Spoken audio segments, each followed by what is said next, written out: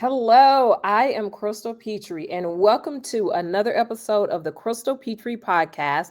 You are watching my third season of this podcast. On today's episode, I have, she is it. You know how y'all say he is him?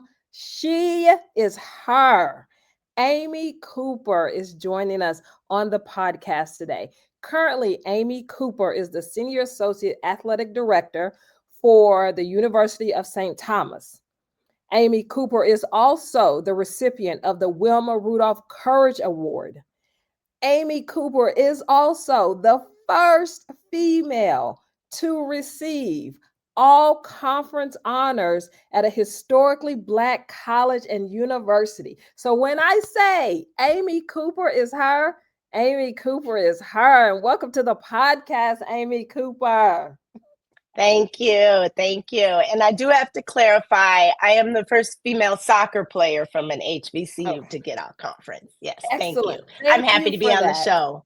Thank you for that. I'm so excited. I was so excited just introducing you. Well, thank you. Just introducing you, Amy Cooper. So you have a lot of great things behind your name. So let's just kind of talk about a few of those, and then we'll, get into the questions. So the Wilma Rudolph Courage Award. Explain to myself and my audience exactly what that award entails and why were you selected for that award?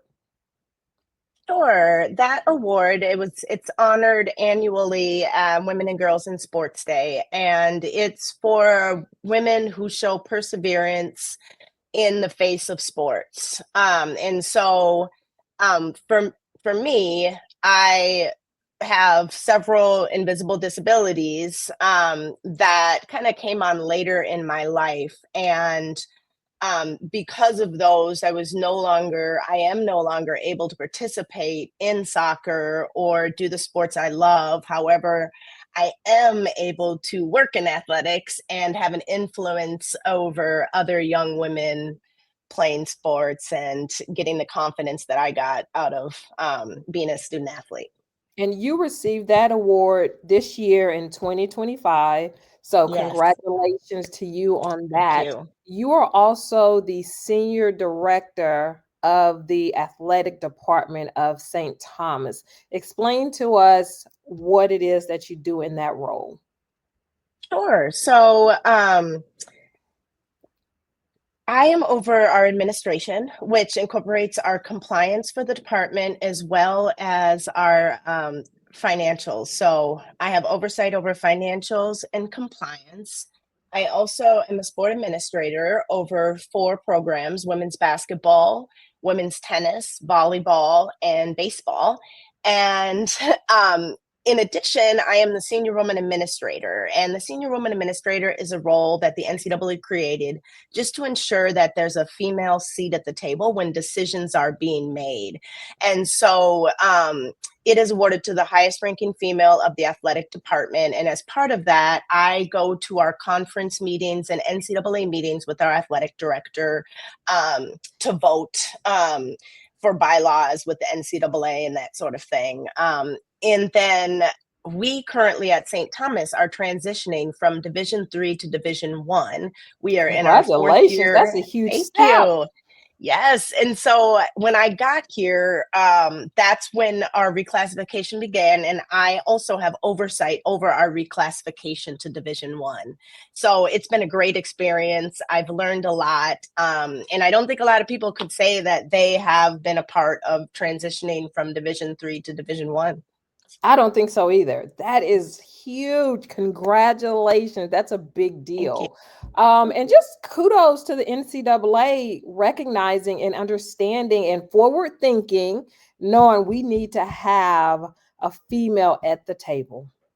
Definitely. Yes, absolutely. Okay, so Amy Cooper, and I just love saying your whole name, so I'll probably say it throughout this conversation.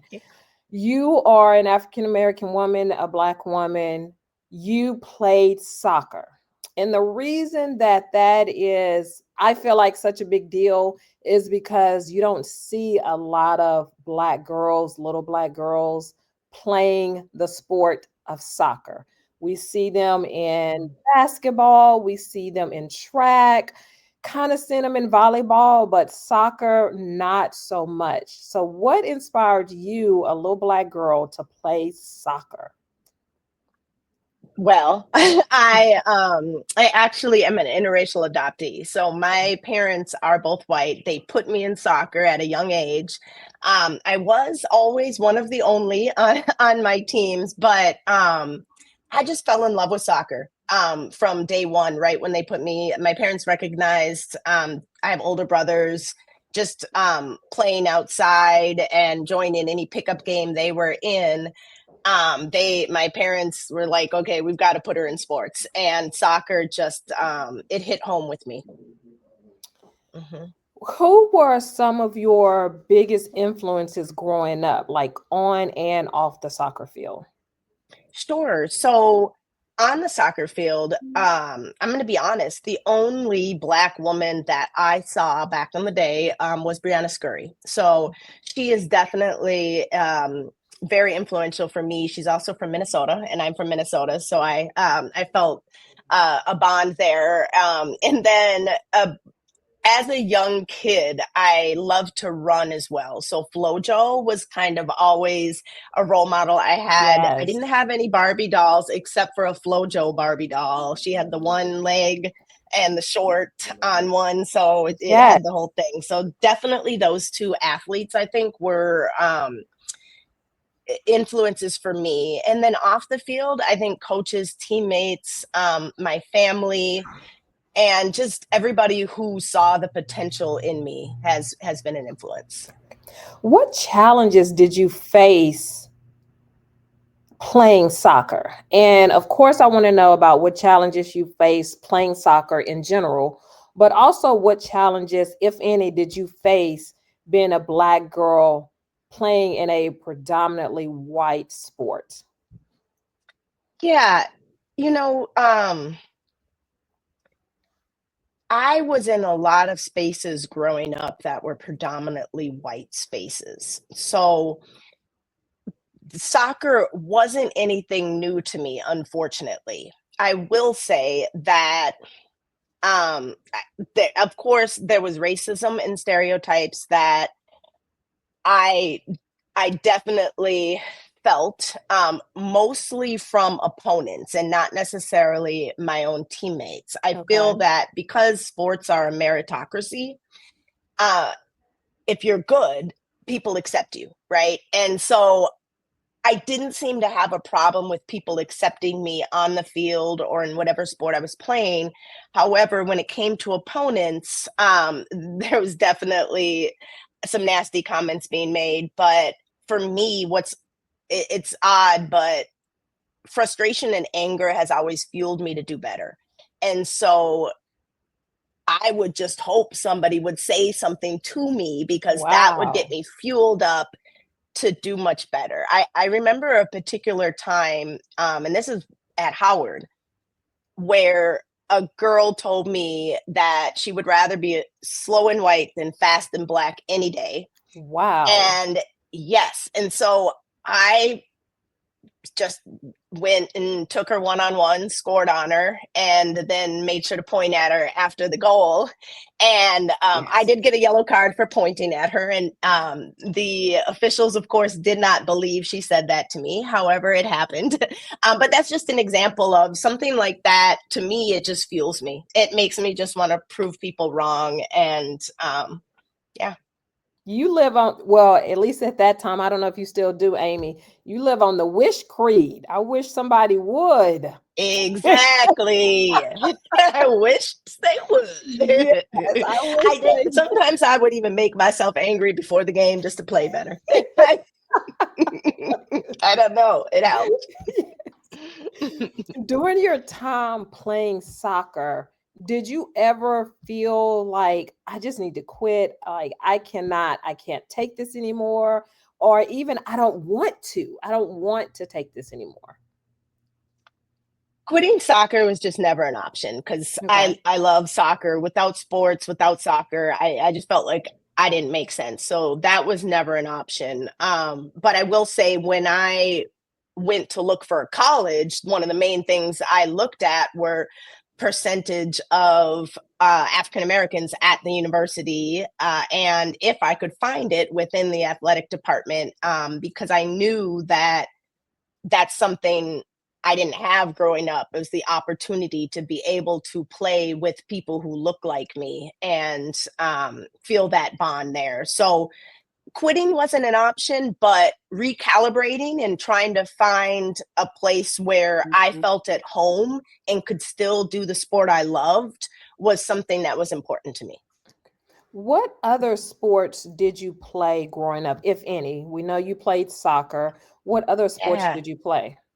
So I actually lettered in 4 sports in high school. So I was Wow. swimmer, I did track and field, and I played basketball, and soccer, of course. So the swimming was, I swam competitively all the way through 8th grade. 7th and 8th grade, I was on the high school swim team because my mom said I was too small to be on the high school soccer team, so she wouldn't let me try out, even though all my friends that I played with in the summer were on the team. So I swam instead, for 2 years and lettered both of those years. I even got all conference in swimming, but I always knew, because they were the same season as soccer, that once I got to 9th grade, I was going to quit swimming and play soccer, which I did. If they were different seasons, I would have kept swimming. But You were super athletic. I love sports. Everything about sports, just for me, it was the place that I felt at home. There was so many places in life that I felt like I didn't belong. But when I was playing a sport, I just felt like I belonged, and it just made sense to me. So I sought out every opportunity. It was tough because I didn't have a chance to make money when I was in high school, because I was always playing sports in a different season, so I couldn't get a job, and still make my practices. And I like to be financially stable even at that age. Mhm. But I there was no way that I was not going to play sports. That's just who I was. And I think if you ask anybody, I know high school, I was voted most likely to have an athletic shoe named after her. So Wow. I'm telling you, Amy Cooper, you would have killed an NIL. I Like know I you missed would have my killed. opportunity. I played in the wrong time, You but I'm did. happy for these guys now. That's good. They should be able Right. to compensate off of their name, image, and likeness. So I'm happy They they can. absolutely Mhm. should. Yeah, you would have cleaned up on that. How did your family and your community support you in your soccer career? Yeah, so my family always encouraged me to play, and soccer's not cheap. To be No, honest, it is it's just not. not, and that's why you don't always see a lot of diversity there. And so I'd say my parents paid for me to play soccer, and that's something that I am very grateful for. They took the time to take me to my games, when I didn't have a license or I didn't have a ride, and so that means a lot to me. I will say that I don't think, at that time, uh, there was, when I was in high school and even until I graduated college, there was no professional women's soccer league. So Okay. in my mind, I never thought, okay, I'm going to play professionally. There was the Olympic team, and then that was it. But then even when pro soccer came out, and even now, you can't really make a living that way. Hmm. So while my family supported me in playing soccer, I will say I don't think they expected me to go into college coaching necessarily, or continue to play as long as I did. I'm really small. And so I'm going to be honest, I don't think my mom thought I was going to make it and play college soccer, because she would tell me, oh, if it doesn't happen, it's okay, and I was like, what are you talking about? Of course I'm going to play college soccer. Like, yeah. Yeah. So there was support, but I also think that, uh, the way I was raised was to think more about my future with a career than necessarily my future as a soccer player. That makes sense. Okay. Yes, absolutely. What position did you play, Amy, in soccer? Yeah, so I grew up playing striker, up top forward, but when I got to high school and college, I transitioned to attacking center mid, which I think was a home for me. That was a position that just fit me and suited me. It's kind of like a point guard on the soccer field in a way. And you play offense and defense, and I love to run, so I had plenty of energy to go up and down the field. That's a great analogy to explain at a point guard. I feel like everybody, whether you play soccer or not, everybody know what a Right. point guard is. Yes. Exactly. Exactly. So let's talk about you going to Howard University, located in Washington, D.C., which is a HBCU, historically Black college and university. So I know earlier in the podcast, you were talking about kind of the things that you were looking for in a college. So why did Howard University make the cut for you? Oh, it was fate. But so this is how it happened. To be honest, I hadn't thought about going to an HBCU.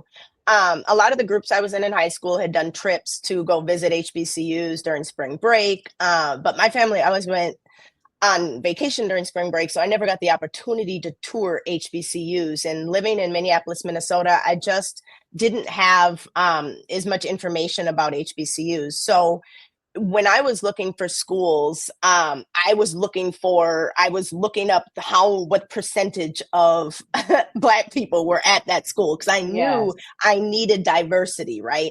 And it Yes. was crazy because there weren't a lot of predominantly white institutions at that time that were very diverse at all. And so randomly, my senior year, I had a friend who'd graduated my high school a couple years before me. He played soccer growing up for the same soccer club I did. He ended up going to Howard and playing on the men's team. I was friends with his girlfriend, who was still in high school, and he asked her to come visit and told her to bring me so that I could meet the soccer team there. And he was saying, I would love it, it'd be a great place. So he kind of sparked my interest, and I thought, yeah, let me go visit an HBCU out in Washington, D.C. This will be fun. So I went up there, I set up the visit, met coach, met the team. And what I loved the most about Howard on my visit was that there was a men's soccer team and a women's soccer team. And we were all friends. Everybody was friends. Everybody was there together. So I got to see and meet all of these different Black people who loved soccer as much as I loved soccer. And that was everything. That was it. So I didn't even know if I had a scholarship at that time or what was going to go up. But I knew when I left there that I was going to Howard University and I was going to play soccer. And so I remember going home and telling my mom, I'm going to Howard. And she was like, wait, what? Because that wasn't in my plans. I was looking at DePaul. I was looking at University of Minnesota. I was looking at some Midwestern schools. And so that definitely caught my family off guard. Nobody had gone out of the Midwest to school from my family, but I was dead set. And so I ended up, talking to the coach, sent my highlights. They came watch me play, and then I ended up getting a scholarship and going out there to play. And let me just tell you, it was amazing. Like, I don't know how to even fully explain when you're with a bunch of people who were always the only one or one of a few, and now you're together. And you said before, you don't see a lot of Black women playing soccer. Everywhere we went, people would ask, are you a track team? Are you a basketball team? Are you cheerleaders? And we're like, no, we're soccer players. Like, this is soccer. This is real. And then the idea that I could start history, it was the third year of their women's program. But an interesting fact that a lot of people don't know is that in 1974, the Howard men's soccer team won the national championship. They, in fact, won it in 1971, but it was stripped away from them by the NCAA. What? And I would recommend anybody watching this to watch Spike Lee's Redemption Song. It's a 15-minute film on that. And is it on streaming? Do you know where it is? Yes, it's on YouTube. YouTube. Okay. You can just Okay. Google it on YouTube. Yeah, and it is amazing. So there's a rich history at Howard in men's soccer, and I knew that. And then coming in on the third year of the women's soccer program, and it was the only HBCU in the country with the soccer program. But even more so, Howard is a great school. So I was like, well, I can get a great education.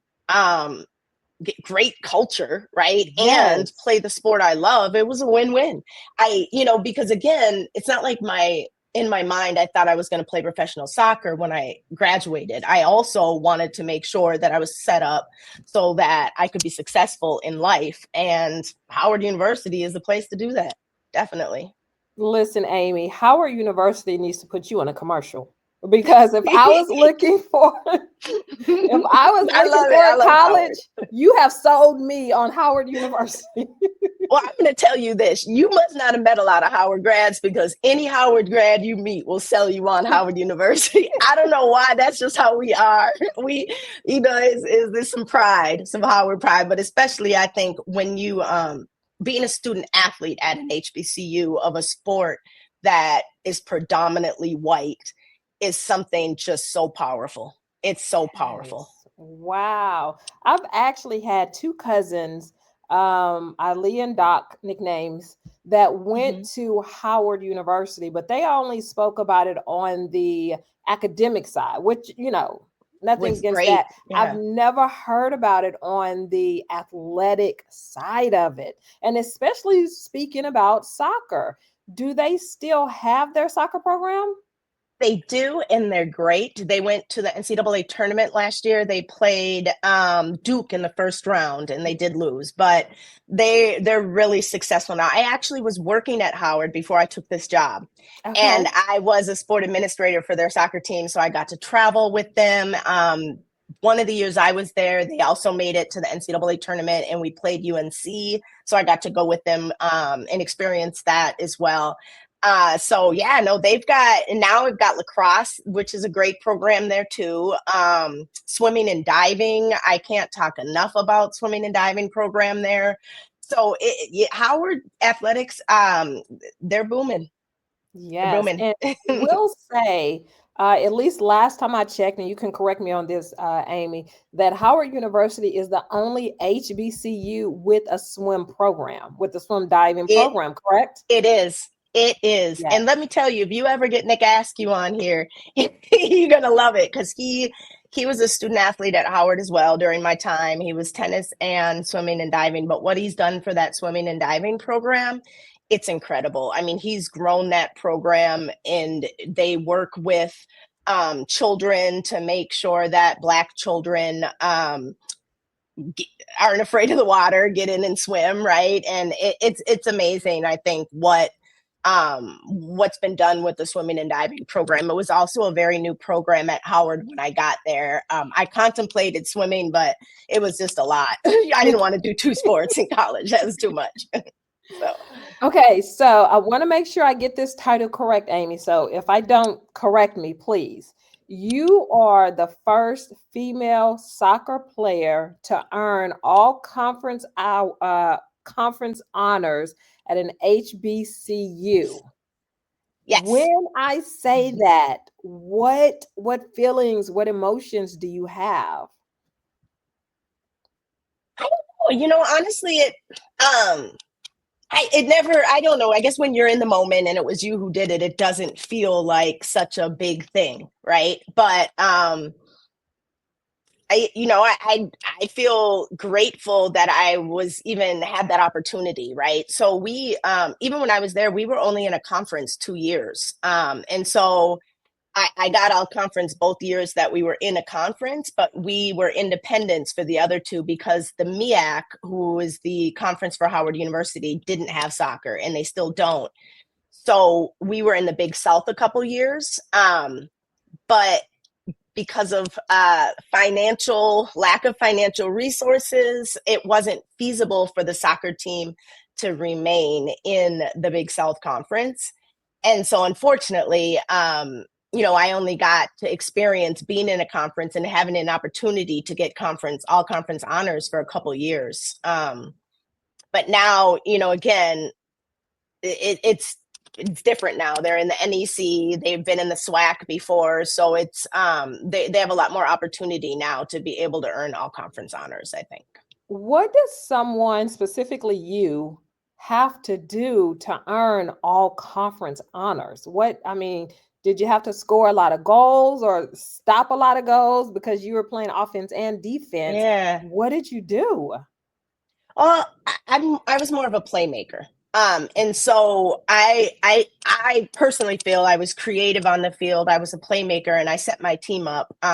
More than anything, I think if you ask anybody, I was somebody who just gave 150% no matter what, right? And so we weren't great my first couple years at Howard. I'm not going to lie. The team was just starting and we weren't that good. But in my mind, every game, my goal was to stand out and to have either one of the officials or one of the coaches from the other team come up to me and tell me how great I played and how great I did. And so I just continued to keep a positive attitude and work hard. And I'm telling you, there were some games my freshman year, we were playing Virginia Commonwealth University and we were getting beat by about 10 points. And I Wow. kid you not, they ordered pizza and ate it on the sideline before the game was done. You are lying, Amy Cooper. What? I remember turning to my teammate and being like, are you kidding? How disrespectful is this? So disrespectful. But you got to keep going. You got to keep pushing. And I'll tell you, my freshman year, I'm not going to lie. After the season ended, it was a rough season. I kind of wanted to transfer. But then the social life hit at Howard. And I was like, I got to make this work. As soon as I hit the social life, I was like, oh, no, I'm not going anywhere. We're going to make this work. So yes. My friend and I had a pact. And we told our coach that anytime she had a recruit, let us host her. And we'll make sure she comes to the school.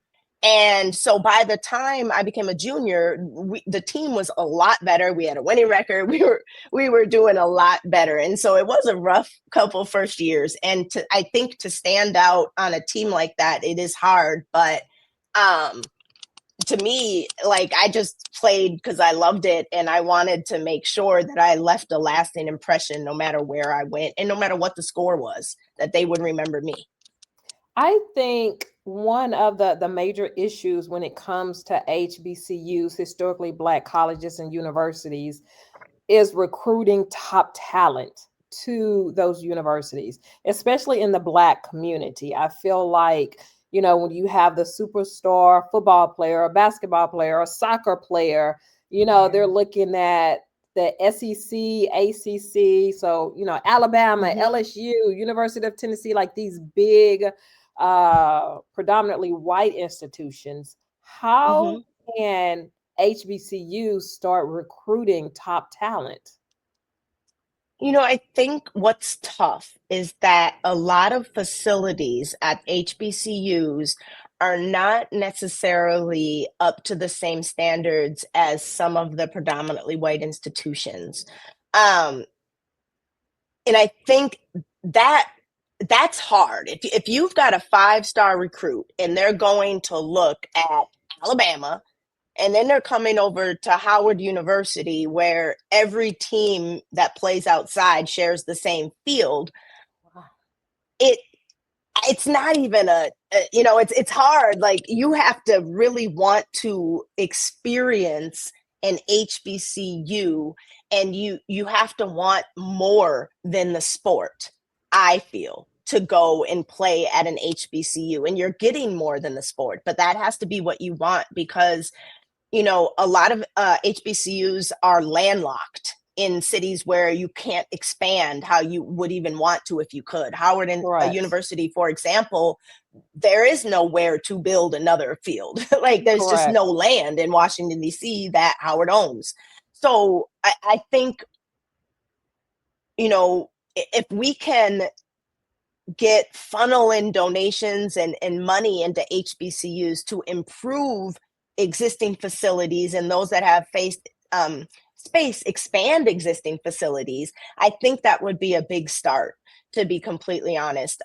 Because when you look at like, let's look at St. Thomas, for example. I've been here, we've been Division I reclassifying. This is our 4th year. And next year this fall, we're set to open a brand new arena for both hockey and basketball. And that came from an initial $75 million donation to the university for that, right? And those are the things that you don't always see coming into HBCU institutions, are the donations specifically to athletic programs, right? And then I think often you look at HBCUs, and if you look at Howard University, for example, they're doing great things with their athletic program, but realistically, Howard doesn't need the athletics program to be successful as an institution because they're Howard. Correct. And so, I think there's caveats everywhere there, but I do think that if you're a student athlete and you're a 5-star student athlete, you need to want more than just your sport to go and to thrive at an HBCU. And you can go and you can thrive, but it can't be for somebody who just wants to play their sport and go pro, and that's all they want. You have to want more. Okay, so for the parents that are watching and maybe letting their little girls watch, what is the process of playing soccer as a little girl to going to college to play?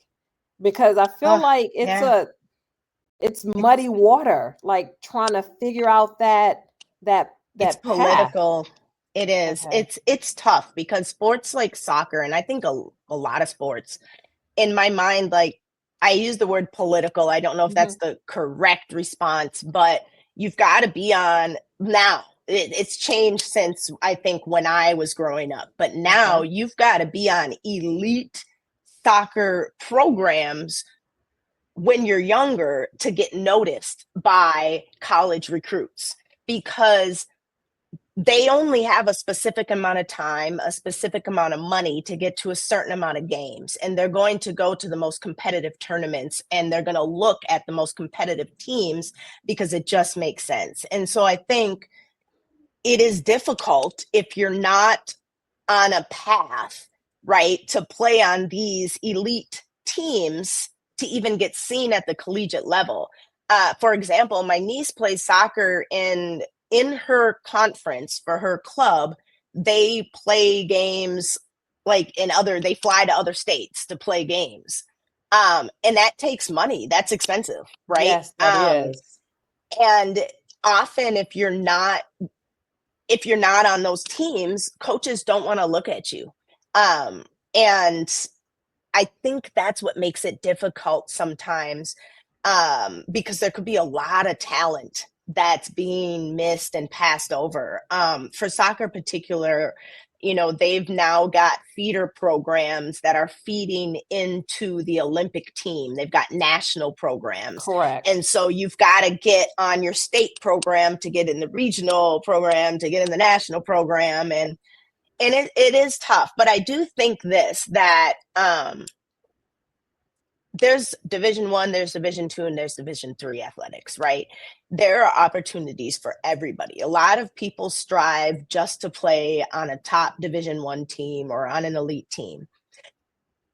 But if you're interested in just playing your sport, there are going to be opportunities to play your sport. There are going to be Division III institutions, Division II institutions, and mid-level Division I institutions that maybe are not only looking at the most elite players, but that means that you're going to have to get yourself out there. You're going to have to send stuff off. You're going to have video. You're going to need videos to send to schools because they may not be able to come see you play.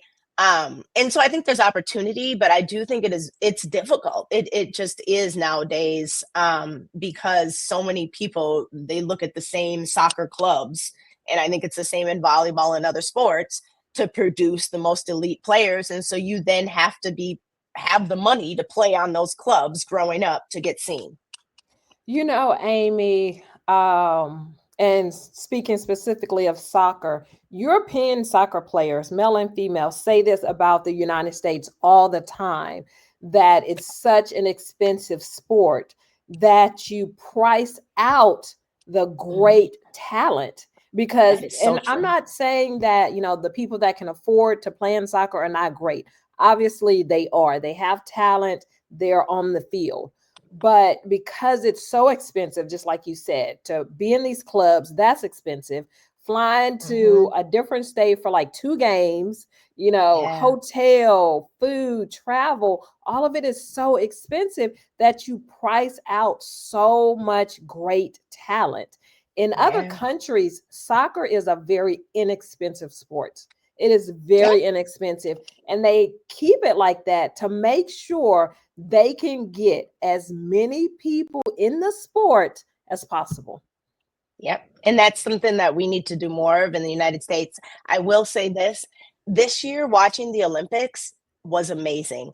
There was Yes. more diversity on that Yes. women's team that I've ever Yes. seen. I loved it. It was Yes. black girl magic all over the place, and Yes. that's what we need. And so that leads me to believe that things are going in the right direction, right? It's not just Brianna Scurry that I'm looking at there, right? If I had all those role models growing up, man, Trinity Rodman. So, Yes. what did they call it? I think it was a cappuccino or something, triple cappuccino. They had a name for the three. I loved it. And watching, even talking to some of my old teammates and watching, it's just the feeling of seeing so many people that look like us now on that Olympic team. It's like, yeah, Absolutely. we could always do it. It's about time you could see, Right. Right. right? We just needed the opportunity. Yes, Just give yes, us the and opportunity. yes, That's yes. all we So I need. think the U.S. is getting better. Our Hmm. men's side is working on the same thing, but you're right. Other places, soccer, you play pickup soccer like you play pickup basketball in other countries. Absolutely. And you're not paying, that much money just to be seen. But I think we're heading in the right direction. There's a lot of grassroots startups that are there to try to encourage underrepresented groups to play. Absolutely. Mhm. Let's talk about your Wilma Rudolph Courage Award. We spoke briefly about it at the beginning of the podcast, but for people that may not know, I feel like everyone should, but may not know, Wilma Rudolph was an outstanding, considered one of the fastest track athletes. She was African American. She Mhm. overcame so many obstacles and Oh yeah. challenges to be able to run track. And that is an award that you received this year. What does Wilma Rudolph's story mean to you personally? Um, to me, it's a story of perseverance, right? And I don't I have no idea why, but from a young age, I've always felt like an underdog, right? And so I still remember one of my very first textbooks was called Never Give Up. And it just stuck with me forever because that's just how I felt. Like, you've got to persevere, you've got to push through. And sports taught me that. And Wilma Rudolph, that was her story. She Yes. persevered. She persevered through all of those challenges to be a phenomenal athlete, right? She's got awards named after her now, right? And so to me, it means this is a Black woman who faced so many challenges, right? But especially with those health challenges she had, she's able to come back, defy the odds, and persevere. And I feel like I've felt like that was me my whole life, like, defying the odds. I've always felt a little out of place and like I didn't belong. And then a year ago, I'm diagnosed with autism. And so it's like, oh, that's making sense now why I never felt like I belonged, right? But again, I felt like I belonged on the field. I felt like I belonged when I was running. And to be able to, I think what you learn in sports is that you can push yourself past a breaking point that you didn't even know that you had or that you could do. And once you do that one time, it stays with you for life. And so when those challenging situations arise, right? when I was in grad school, I was playing on the Houston Stars WPSL team, and I was diagnosed with lupus, right? And before that, I just thought I was invincible. Yeah, I'd had knee injuries, but nothing really serious. And so it was hard for me to conceptualize that, oh, wow, wait, this is something that's going to be with me for the rest of my life.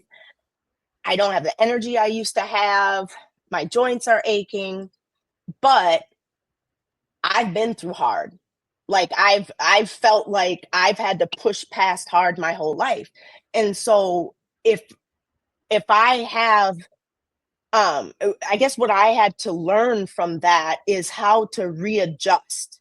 And now this is my new life, right? And now I've got like I got lupus, Sjogren's syndrome, compartment leg syndrome, stage 4 arthritis in both knees, autism. But what are you going to do? Just quit? No. Like you can't just you still have life, right? You still have life to live. And so it's recalibrating, it's figuring out how can I conserve and reserve energy where I need to so that I can use it effectively over here, right? And it's for me learning how to be more efficient and productive with the time I have, and then allowing myself time to decompress. But again, I feel like all of this, just like with, Wilma Rudolph's story, when you're an athlete and you've constantly pushed yourself past that breaking point, then to me, when challenges arise, it's like, oh yeah, this is nothing. I can do it. I'm Amy Cooper. I can get over this. Like I've been able to get over everything that's ever happened to me in my life. This is just something else. Wow. I love everything you said. Everything you Thank you. said. What advice, and I feel like maybe you've already given it, but what advice would you give to little girls, little boys that are dealing with the invisible challenges and even the physical challenges? And some Mhm. of them, they end up not playing sports because of, these challenges, or because of what people are saying around them, or because they don't see the Amy Coopers and the Nike commercials. They don't see the Amy Coopers and the NCAA commercials who has, autism, who has lupus, but is still playing the sport. Yeah, you're stronger than you think, and you can do it. Just keep pushing. Know yourself, right? And have faith in yourself, courage in yourself. If you're religious, have faith in the Lord. But more than anything, what you have to do is dig deep inside and find that place that tells you, I can do this, that gives you the confidence to move forward. And I say, you belong everywhere. Don't let anyone tell you you don't belong, right? Don't let yourself think you don't belong. You do belong. You're needed. And we need to see more representation in sports from race, ethnicity, gender wise, disability wise, right? And so we need people like you so that when the next generations come through, they can see that they can do it too. Just like Wilma Rudolph did it, just like I'm doing it. Anybody can do it. We're not special. Anybody can do that. Absolutely. What would you say, Amy, is the one moment? I'm sure you probably have several, but what would you say is the one moment in your journey that you are most proud of overcoming? Mm. Yeah, to be honest, I think I'm still overcoming a lot. Okay. But for me, um, I think because of my late autism diagnosis, I have always, not I think, I know, I've always had challenges with communication and feeling misunderstood. And that kind of messes with your brain a little bit. Because it's almost like you're constantly gaslighted, right? And so when I'm excited about something, people tell me, whoa, whoa, whoa, why are you so aggressive? Why are you angry? And I'm like, I'm not. But then eventually you start to think, Am am I I? angry? Am I aggressive? Right. Maybe I am, right? And so for me, finding out that I was autistic was actually amazing, because now I understand where the communication difference is and why things sound like one thing to me, but not other people, if that makes sense. And so I'm aware of the challenges. And actually, even before I was diagnosed, I actually I've seen therapists for a while, just trying to kind of figure out what's going on, how can I communicate better with people. And I had somebody tell me that I spoke a different language than the rest of the world, and this was before being diagnosed as autistic. And that was the best thing ever for me, because then I was like, you know what, you're right.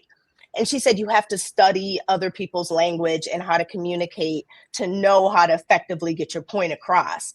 And so I started doing that, and I was able to be more successful in my career. I was able to communicate better with people. And now that I have my diagnosis, I can do more research and I can understand where some of those difficulties are with my communication when I didn't understand it before, right? Because to me, I'm not feeling like I'm angry, so Right. I don't know why, and so for me that was everything, especially being a Black woman with autism, and constantly getting called aggressive and all that. It's just frustrating. But that's another reason why I think I loved athletics, because that's a place where you can be aggressive and not be judged, right? And I wouldn't even say aggressive. It's just I gave 150%, right? Like Yes. that's what you're supposed to do. And if I Yes. have an opinion, I'm going to say it, and I may say it with some type of energy that others don't understand. And I just one more thing I will say too. I think also that's a reason why it is often easier for me in a Black community, because people are more direct, and people authenticity is valued in that community. And so for me, again, going to Howard and feeling like, oh, I can be direct. I'm on the East Coast now. I'm around Black people. Like, being direct is not necessarily considered being rude. Being Right. myself and being authentic is what people want to see and what they accept. And so I think for me, just overcoming the obstacles of communication and learning how to effectively communicate with other people is the thing that I'm most proud of. I'm still learning and I'm still getting better, but it's been very helpful. Excellent. The last few minutes of the interview, Amy, let's talk about how do we keep girls in sports, specifically in soccer. You are a soccer star. How Yeah, and it's around puberty that yeah, most girls drop out of all sports. And it's such an alarming rate that it happens and it continues to happen. What, yeah. why do you think girls drop out of sports at such an alarming rate, more so than what boys do? Well, and I think that being an athlete is not as valued in amongst women as it is Hmm. amongst men, right? And unfortunately, I think what tends to be valued is attractiveness and popularity. And so people sometimes just want to fit in, right? Like, I know when I was young, I was very muscular. I looked like a boy for a long time. I just didn't care what people thought, but Hmm. plenty of people told me, I had guys tell me I was, ew, you're too strong, you have too many muscles, you look like a man.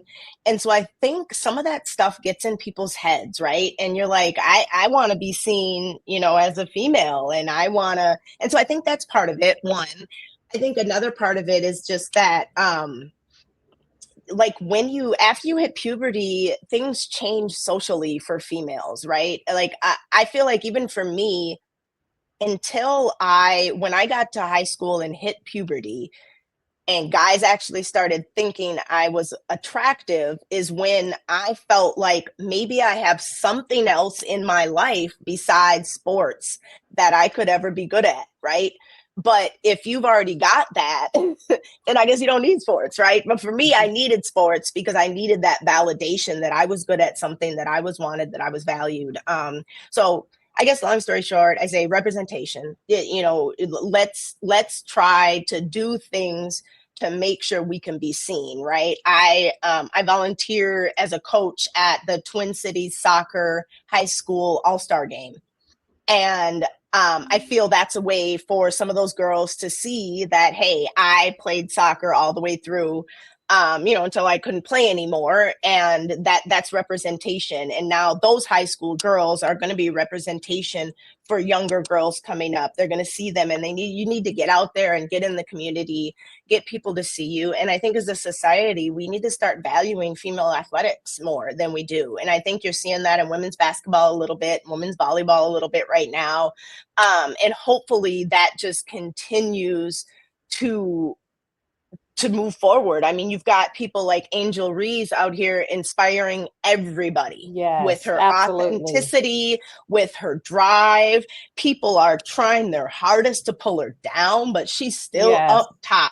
And that's what we need. And we're starting to see it. We're starting to get it. Like I said about the U.S. Soccer team, you've got more diversity there. And so I think those things are going to keep females in sports. And we just, yeah. And again, coaches, representation in coaches, representation in athletic administration, representation as high school gym teachers, right? Yes.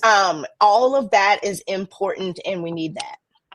How can we, and by we, I mean the community, parents, coaches, family, friends, churches, if you go to a church, I feel like Black girls experience so many different challenges than any other race of female when it comes to sports. How can the community address these challenges and support? Yeah. So,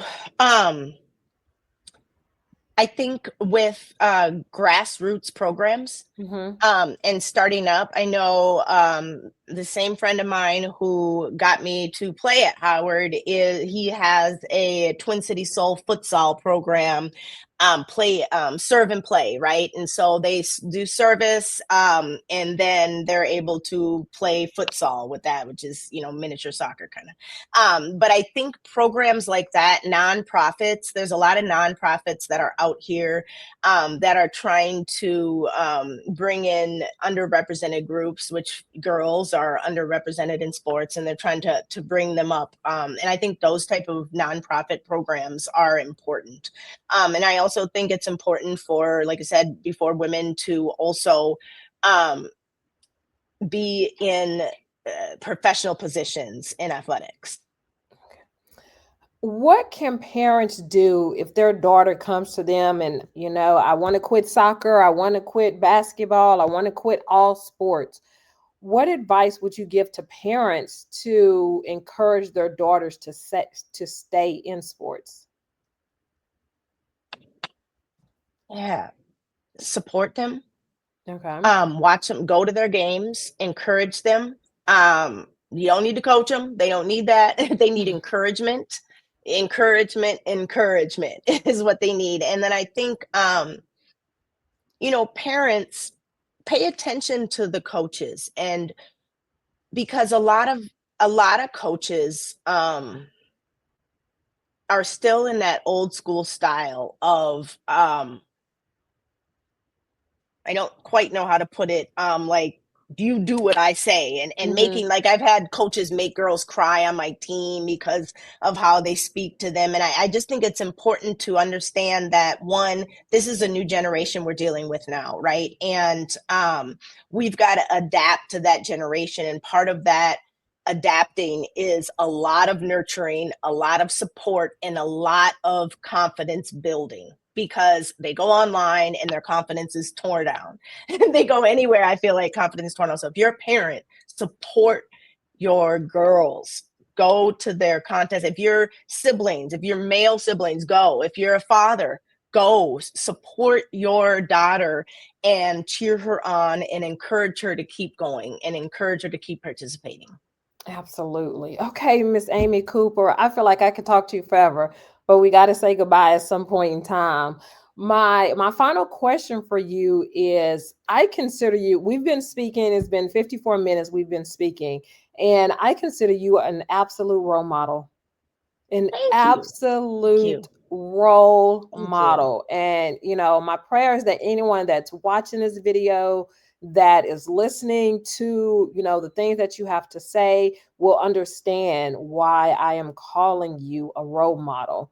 What Thank you. is your intention in this space of being an athletic star, of being an award winning star, of being the first female soccer player to earn all conference honors at an HBCU, to win the Wilma Rudolph Courage Award, to have lupus, have autism, and so many other invisible disabilities?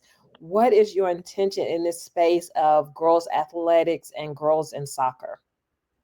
I just want to continue to support girls in sport and just be an advocate for girls and women in sport continuously. I hope to, where I am here at St. Thomas, make relationships that last with student athletes that can leave an impact, right? And can help guide them through their course. And so I guess for me, um, I don't think, I wouldn't say there's a goal or there's anything.